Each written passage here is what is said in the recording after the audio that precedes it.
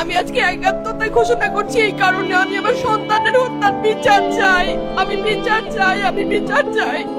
এই বিচার আপনাদের নিশ্চিত করতেই হবে। আমার সব সন্তানের কাছে আমার অনুরোধ, আপনারা আমার সন্তানের হত্যার বিচার করুন। কারণ হাদির শেষ ইচ্ছা ছিল যদি মৃত্যু হয় তবু যেন আমার মৃত্যু বিচার হয়।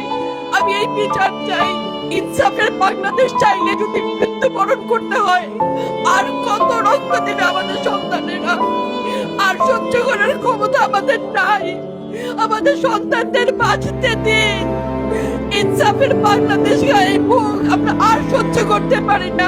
প্রশাসনের কাছে, সবার কাছে একটাই মাত্র অনুরোধ, আমাদের বাচ্চাদের বাঁচতে দিন, আমাদের ইনসাফের বাংলাদেশ দিন। কথা বলার শক্তি আমার নাই, আমার চোখ পড়ে আসছে। সহ্য করার শক্তি আমাদের নাই। আমাদের বাচ্চাদের বাঁচতে দিন। প্রশাসন সজাগ হবে কবে? আর কত মৃত্যু আমার বাচ্চাদের দেখতে হবে?